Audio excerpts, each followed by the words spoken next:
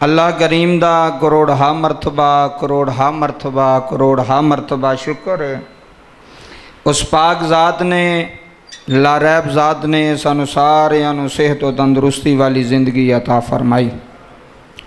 जुम्मतुल मुबारक दा बाबरकत दिन, अज़मतां रहमतां और बरकतां वाला दिन फिर एक बारी साड़ी ज़िंदगी च नसीब होया। इस दिन दा सदका अल्लाह सब आन वालियां दा आना, मिल बैठना, जिक्र करना, जिक्र सुनना कबूल फरमाए। एक अल्लाह दे वलीए कामिल होए ने दरवेश हज़रत खरगानी रहमतुल्लाह अलैह उन्हां दा नाम सी। हर साल हज करन जाते सन, हर साल।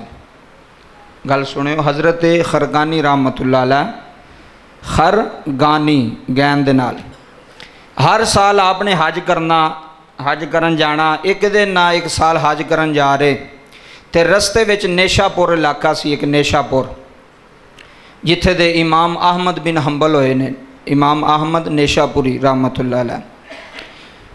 उत्थे भी एक अल्लाह दे फकीर सन। इन्हां दा दिल कीता कि मैं जिहड़ा ना जांदियां इन्हां नूं मिल के जावां। फरमांदे ने जदों मैं उन्हां दे आस्थाने ते गया, उन्हां दे कोल गया ते मैं जाके सलाम लई तो उन्हां मैनूं जवाब ना दिता सलाम दा। तो मैं बड़ा हैरान होया भी ये तो कहंदे ने बड़ा फकीर है, बड़ा अल्लाह वाला, तो इन्हें मेरे सलाम का जवाब भी बंदे सोचन लग पैंदे ना जी। सलाम वेखो जी किड्डा वड्डा अमल। मैं सलाम लई, इस बंदे जवाब नहीं दिता मैनूं सलाम दा। उन्होंने ना सलाम का जवाब उन्होंने दिता उहदे सामने उच्ची आवाज़ नाल, ते ना उहदे अल वेखिया। कहंदे ने मैं सोचिया बंदा बड़ा मगरूर है, बड़ी आकड़ है, तो ये तो आंदे हन फकीर है, तो फकीर वाला तो काम कोई नहीं इहदे च। कहंदे ने फिर जो हज करके वापसी तो मैं आया ना, तो आके उन्हां दे कोल फिर मैं वापस आस्थाने ते पहुँचया तो हज़रत खरगानी रहमतुल्लाह अलैह फरमांदे ने उन्हां दा नाम अबू उस्मान सी रहमतुल्लाह अलैह, वो जिहड़े फकीर सन। मैं जो उन्हां कोल गया तो मैं उन्होंने पूछा जनाब तुसीं मेरे नाल सलाम ही नहीं लई, मेरे नाल कोई चंगे मूँह नाल गल भी नहीं की। तो मैनूं कहन लगे भाई खरगानी कित्थों आया है? कहन लगे जनाब मैं तो हज करके आया। की करके आया? की करके आया? हज करके आया। हुण हज किड्डा वड्डा अमल है जी, ज़रा सोचो एक मिनट वास्ते। इस गल का निचोड़ कढ़ना है, खलासा की है। हज की एडी फजीलत है। हुण हज होण डे ना, हाजी जा रहे हैं, जिहड़ा बंदा हज कर लैंदा आंदे ने जी इंज माँ के पेट च जिवें पैदा होंदा ना, इंज गुनाहां तों पाक हो जाता है। तो सारे नहीं होंदे, यह भी नुकता समझ लो। जे तो सारे हो गए तो फिर तो जिन्नियां पिछू जो किया वो तो सारा खत्म हो गया। जे माफ़ी मिल गई तो यह भी नुकता जे सारे उंज पाक नहीं होंदे। तुसीं आखोगे कारी साहब हो क्यों? वो पाक वो होंदे ने जिन्हां दा कबूल हो जाए। हुण समझ आई जे गल? हाजी तो बड़े जाते हैं हज कर, सारे इंज नहीं जो माँ के पेट चों निकले है। पाक वो होवेगा जिहदा की होवेगा, की होवेगा, कबूल हो जाएगा। जिहदा कबूल नहीं उत्थे जाके भी काम नहीं बनना। हज़रत सुल्तान बाहू फरमांदे ने काबे जाया भी गल नहीं बनती जे अंदरों ना मुकाईए हू है। काबे दे भी चक्कर लाइए तो गल नहीं बनती जे अंदर साफ ना होवे, जे मन साफ ना होवे। आंदे ने जी बंदा हाजी हो जाए, पिछले गुनाह बख्शे गए। मैं कितों बख्शे गए? पहले ये तो वेख भी कबूल तेरा होया कि नहीं होया। बख्शे उन्हां दे जाने जिन्हां दा कबूल होया। ऐ तो सारे इत्थे जमीनां लोगों दी कब्जे करके तो रोज़ाना हर साल हज करो तो फिर पिछले तो गए।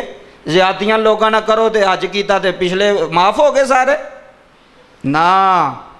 जिहड़े लोगों ने ज़्यादती की वो हज करन नाल भी माफ़ नहीं होंदी।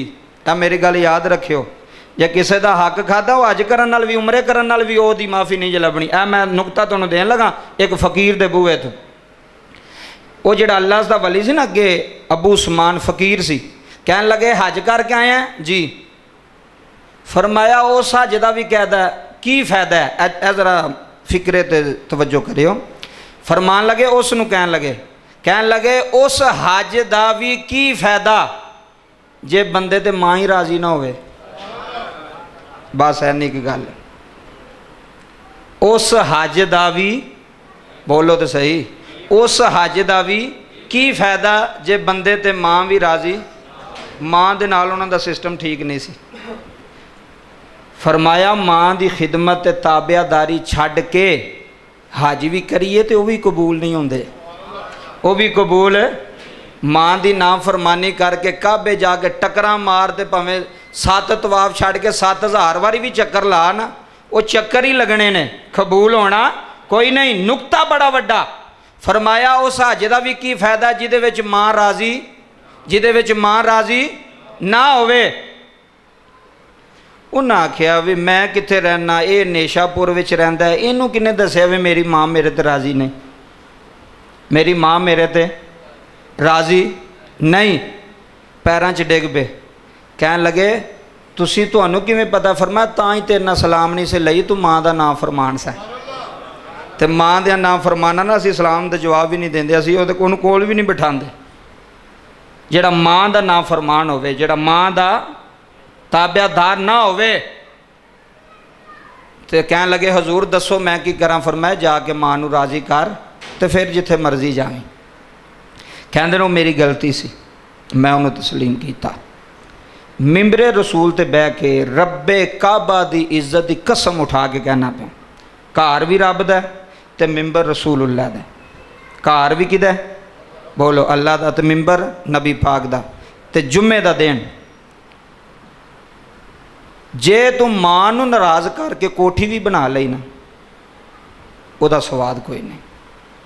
मां नू नाराज़ करके हज करन भी टुर गया ना, उहदा स्वाद कोई नहीं। जिड्डा मर्जी भी बंदे का नुकसान हो जाए ना, जिड्डा मर्जी, एक माँ ना छुटे तो एक बाप ना छुटे, फिर बंदा डुब नहीं सकता। ये अजमाई हुई गल तुहानूं दसदा पिया। एक तेरी माँ ना छुटे, एक तेरा बाप ना छुटे। जिवें वो कहंदे ने उंज करदा जा, फिर तेरी कोई कंड ला सकदा? कसम खुदा दी नहीं ला सकदा, फिर कसम चुकना नहीं ला सकदा। जे तेरे पिछे माँ प्यो, जे तू माँ प्यो की ताबियादारी की, माँ प्यो की गल मन्नी है ना, फिर पूरा सियालकोट भी तेरे खिलाफ हो जाए तो तेनों भार कोई नहीं, क्योंकि माँ तेरे नाल है, बाप तेरे नाल है। फरमांदे ने पहला माँ नू जाके राजी कर तो फिर हज करन जाई। पता लग गया नमाज भी वही कबूल होनी है जिहदे पिछे माँ राजी होनी है। इत्थे मावां नू गालां कढ के ते पहली साहब दे नमाजी बने जी, अस नमाज ही तहज्जुद पढ़ते हैं जनाब हाजी साहब, या रोज़े रखते हैं जनाब, सदका ज़कात करते, तो माँ प्यो दे नाल रवैया जी। माँ प्यो वास्ते टाइम कोई नहीं साढ़े को, उंज नमाज वास्ते टाइम है, हज वास्ते उमरे वास्ते है वे। सारियां इबादतां दी कबूलियत दी जिहड़ी जड़ है वो एक माँ है तो एक कौन है? बाप। एक माँ तो एक कौन है? बाप। उत्थे जाया भी गल नहीं बननी जे पिछे माँ प्यो राजी ना होवे। क्यों कहते हैं हज करन भी जाओ तो इजाजत लैके जाओ अम्मा दी। एक बंदे मैनू गल सुनाई, कहंदा कारी साहब मैं सऊदीया साहब, मैं उत्थों उमरा करन जाना सी, तो मैं अपनी माँ नू फोन किया, मैं आख्या अम्मी जी इजाजत है? हाय हाय हाय, बड़ी बड़ी गल है। जाना रब दे घर है तो इजाजत किहदे कोलों? माँ कोलों। अम्मी इजाजत है, मैं उमरा करन जाना। कहंदा मेरे कोल एक बंदा सी एडी एडी दाढ़ी, उन्हें कहा तू उमरा करन जा रहा तो अम्मा नू पुछना पे, तू केड़ा कोई शराब पीन चला, तू केड़ा कोई जनाब भैड़ा काम करन चला, नेकी दा काम करन चला तो अम्मा नू पुछना पे। उन्हें आख्या गल सुन, अम्मा नू तां पे पुछना, अम्मा नू पुछ के ही खाजा वो वैसे करनी भी गए सन, माँ नू पुछ के गए सन। इंज नहीं बारों बारी चक्कर ला लिया भी अम्मा नू केड़ा पता लगना, चलो जो मर्जी करी जाओ। बस एक नुकते नाल गल समझ आई जाती। खाजा वैसे करनी, नबी की जियारत करन जान ते माँ की इजाजत पे लैंदे ने। अम्मा तुसी आंदे हो तो मैं जाना, जे आंदे हो तो मैं, जे आंदे हो तो मैं नहीं जाना। बस है नहीं गल। अगली गल सुनो। हज़रत अब्दुल्ला बिन मुहम्मद रहमतुल्लाह अलैह, ये मिस्र के इलाके विच मकीम सन जनाब। तवज्जो करिया जे, मिस्र के इलाके विच रहन वाले जहाज गए सन। चलते चलते ना एक दिन दरिया के किनारे किनारे पे जान ते वेख्या तो उत्थे कच्ची जी एक कुल्ली, कच्ची जी कुल्ली, कली जी एक कच्ची जी कुल्ली, मकान या कमरा जहा बनया सी। उहदे विच एक बंदा सी जिहदे हथ भी काम नहीं सन करदे ते पैर भी काम नहीं सन करदे ते अखां तो भी नबीना सी, सिर्फ जुबान ठीक सी। की ठीक सी? जुबान ठीक सी। एक गल सुनियो जी। अब्दुल्ला बिन मुहम्मद रहमतुल्लाह अलैह फरमांदे ने, उहदा नाम सी अबू कुलाबा। ये अबू कुलाबा शगिरद हज़रत इब्ने अब्बास, नबी पाक दा चाचे हज़रत अब्बास दा पुत्र सी, ओदा अगू शगिरद सी अबू कुलाब। तवज्जो जरा करियो फिर गल समझ आनी। कहते मैं जो वेख्या भी कला बंदा है, अखां तो भी नबीना है, हथ पैर भी ये इस तरह मजूर है, जिसम का एक लोथड़ा है। तो मैं वो कोल गया, मैं कोल जाके कहन लगा जनाब कैसा गुजरन गुजरान हो रहा है, कैसा निज़ाम तोड़ा पे चलता। बंदे पुछते हैं कि कैसा सिलसिला चलता पे, सिस्टम कैसा चलता पे। तो बंदे पता क्या आते हैं, अजी हालात हूँ थोड़े जेडे ना माड़े आए ने। की आए ने? हर बंदा कहता है अजी जंग की वजह तो महंगाई हो गई, हालात जरा माड़े आए ने। हालांकि गल ये भी नहीं करनी चाहिए, गल ये भी नहीं करनी चाहिए। ये भी शिकवे में बंदा फड़िया जाता है, ये भी गल करते हैं जी हालात हूँ जरा थोड़े टैट होए ने, डिस्टर्ब होए ने, हालात माड़े आ रहे हैं जी। तो जो चंगे सन उदों तो किन्नी तरीफ की रब की, उदों तो शुक्र किन्ना अदा किया जो हुण शिकवे करन लग पे हो जी हालात माड़े आ गए। तवज्जो करो, उन्होंने पूछया हज़रत अबू कुलाब नूं, जिंदगी च भी गल सुनो जी, मैं भी सबक सीखा तो तुसी भी। कोई भी बंदा तुहानूं पुछदा है ना, तुसी ये नहीं कहना भी मेरे हालात बड़े माड़े ने। जिंदगी जो मर्जी भावें रुड़ जाओ, हर चीज़ तबाह हो जाए, यह नहीं कहना भी असी मरने पे हैं जी, साढ़े हथ बड़ा टैट हो गया जनाब, साढ़े घर के हालात बड़े माड़े आ। यह शिकवा है रब नाल।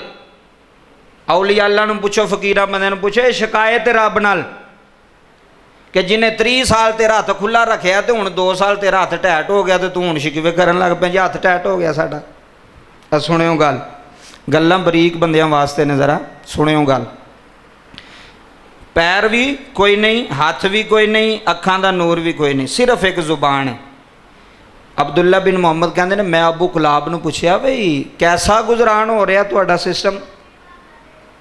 कहन लगे अल्लाह दा शुक्र है, सुबहान अल्लाह। कई बारी ना असीं सिर्फ गल सुन के ना तो उठ के बाहर निकल जाने तो भुल जाती है सानूं गल भी की सुनी सी। अल्लाह दा की, अल्लाह दा शुक्र है।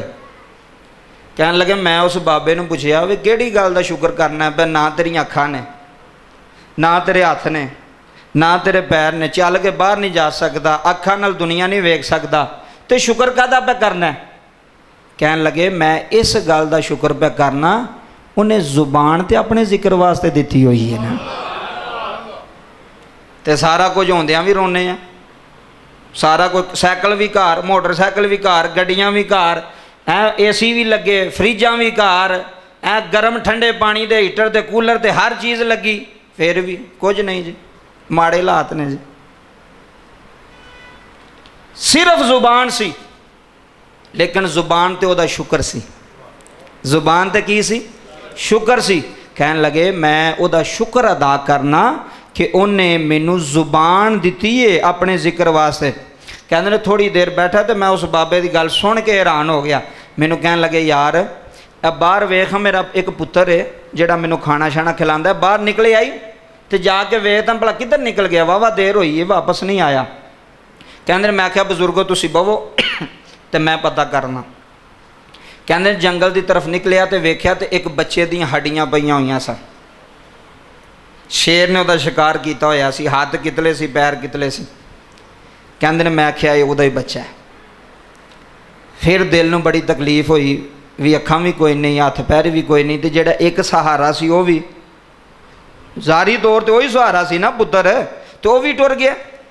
हुण बाबे नूं वेने भी बाबा हुण की आंदा, हुण बाबे की जुबान ते शुक्र के शिकवा, शुक्र के शिकवा, ऐ सिर्फ सोचना है साड़ी जुबान ते शुक्र आ रहा है कि शिकवा आ रहा है। नहीं रोटी लभी फिर भी आ मौला तेरा शुक्र है, लभ गई है फिर भी आ तेरा शुक्र, घाटा पै गया फिर भी आ शुक्र, कोई गल नहीं। नफे भी तो इन्ने ले रहे ना, जे एक दो बारी घाटा पाइए तो फिर किहड़ी गल। अच्छा जी, वो ना वापसी आके ना हज़रत अबू कुलाबा नूं कहन लगे भी तेरा पुत्र जिहड़ा ना वो शेर ने खा छड़िया, शिकार कर लिया। वो फिर आंदा अलहमदुलिल्लाह। हुण जे गल्लां करनियां सौखियां जे मिंबर तों, सही मैं तुहानूं दसां ते अगों बह के भी सुननियां सौखियां, करना बड़ा औखा काम है। जो अपने ते बीती होवे फिर बंदे नूं पता लगे भी हुण मुश्किल मेरे ते आई है, दुकान मेरी छुट गई है, कारोबार मेरा तबाह हो गया, गड्डी मेरी खत्म हो गई है। बंदे तो रोंदे चुप नहीं करते 24 घंटे, ਸਹੀ ਬਾਤ। ਜਿਹੜਾ ਜਾਏਗਾ ਉਹਦੇ ਅੱਗੇ ਰੋਣਗੇ, ਕੀ ਬਣਿਆ ਜੀ, ਰੋ ਪਏ ਜੀ, ਉਹਦੇ ਅਸੀਂ ਮੁੱਕ ਗਏ ਹਾਂ ਜੀ, ਬਸ ਖਤਮ ਹੋ ਗਈ ਕਹਾਣੀ। ਮੈਂ ਕਿਹਾ ਜਿੱਥੋਂ ਕਹਾਣੀ ਖਤਮ ਹੋਵੇ ਨਾ, ਉੱਥੋਂ ਮੇਰਾ ਰੱਬ ਸ਼ੁਰੂ ਕਰ ਛੱਡਦਾ ਫਿਰ। ਹਾਂ, ਜਿੱਥੋਂ ਦੁਨੀਆ ਵਾਲੇ ਤੇਰੀ ਕਹਾਣੀ ਖਤਮ ਕਰ ਛੱਡਣ ਨਾ, ਵੀ ਇਹ ਹੁਣ ਕੁਝ ਨਹੀਂ, ਉਹ ਮਾਲਕ ਹੈ, ਉੱਥੋਂ ਤੇਰੀ ਕਹਾਣੀ ਸ਼ੁਰੂ ਕਰੇਗਾ, ਉੱਥੋਂ ਤੈਨੂੰ ਬੁਲੰਦ ਕਰੇਗਾ, ਉੱਥੋਂ ਤੈਨੂੰ ਇੱਜ਼ਤ ਦੇਵੇਗਾ। ਦੁਨੀਆ ਵਾਲੇ ਨਹੀਂ ਕਿਸੇ ਨੂੰ ਇੱਜ਼ਤ ਤੇ ਜ਼ਿਲਤ ਦੇ ਸਕਦੇ। ਕਿ ਦੇ ਸਕਦੇ ਨੇ? ਦੇ ਸਕਦੇ? ਦੁਨੀਆ ਵਾਲੇ ਨਾ ਕਿਸੇ ਨੂੰ ਇੱਜ਼ਤ ਦੇ ਸਕਦੇ ਨੇ ਤੇ ਨਾ ਜ਼ਿਲਤ ਦੇ ਸਕਦੇ ਨੇ। ਇਹ ਪੱਕੀ ਗੱਲ ਹੈ। ਜਿੱਥੋਂ ਤੇਰੀ ਕਹਾਣੀ ਖਤਮ ਹੋ ਰਹੀ ਹੈ, ਰੱਬ ਤੇਰੀ ਕਹਾਣੀ ਉੱਥੋਂ ਸ਼ੁਰੂ ਕਰਦਾ ਹੈ। ਜੇ ਅਗਰ ਤੇਰੀ ਤਵੱਜੋ ਉਹਦੇ ਵੱਲ ਹੈ, ਅਗਰ ਤੇਰਾ ਧਿਆਨ ਉਹਦੇ ਵੱਲ ਹੈ, ਬੰਦਿਆਂ ਨਾਲ ਨਹੀਂ। ਤੇ ਬੰਦਿਆਂ ਤੇ ਕਦੀ ਭਰੋਸਾ ਵੀ ਨਾ ਕਰਿਓ ਵੀ ਇਹ ਮੇਰਾ ਬੜਾ ਚੰਗਾ ਤੇ ਇਹ ਜਨਾਬ ਮੈਨੂੰ ਇੱਜ਼ਤ ਦੇਵੇਗਾ ਤੇ ਜਾਂ ਇਹ ਮੈਨੂੰ ਜ਼ਲੀਲ ਨਾ। ਰੱਬ ਕੌਣ ਹੈ? ਰੱਬ ਅੱਲਾ। ਜੇ ਤੇਰਾ ਅੱਲਾ ਨਾਲ ਤਲਕ ਹੈ, ਤੇਰਾ ਰੱਬ ਨਾਲ ਕਾਇਮ ਹੈ, ਉਹ ਬੜੀ ਵੱਡੀ ਗੱਲ ਹੈ। ਗੱਲ ਤਾਂ ਜੀ ਜ਼ਰਾ ਕੋੜੀ ਹੈ, ਹੁਣ ਪਤਾ ਨਹੀਂ ਹਜ਼ਮ ਹੁੰਦੀ ਹੈ ਕਿ ਨਹੀਂ ਹੁੰਦੀ, ਪਰ ਇੱਕ ਫਕੀਰ ਨੇ ਇੱਕ ਗੱਲ ਸਮਝਾਈ ਸੀ ਮੈਨੂੰ, ਉਹ ਗੱਲ ਬੜੀ ਵੱਡੀ। ਸੁਣਿਓ ਗੱਲ, ਉਹ ਮੇਰੇ ਜ਼ਿਹਨ 'ਚ ਆਉਂਦੀ ਕਦੀ ਕਦੀ। ਕਹਿਣ ਲੱਗੇ ਕਾਰੀ ਸਾਹਿਬ ਤੁਹਾਨੂੰ ਇੱਕ ਨੁਕਤਾ ਦੇਣ ਲੱਗੇ। ਮੈਂ ਕਿਹਾ ਦਿਓ। ਇਹ ਸੁਣਿਓ ਜੀ ਨੁਕਤਾ। ਕਹਿਣ ਲੱਗੇ ਦੋ ਬੰਦੇ ਨਾ ਕਿਸੇ ਦੇ ਸਕੇ ਨਹੀਂ ਹੁੰਦੇ। ਗੱਲ ਤੁਹਾਨੂੰ ਕਿਹਾ ਜ਼ਰਾ ਕੜਵੀ ਹੈ, ਹਜ਼ਮ ਕਰਨੀ ਇਹਨੂੰ।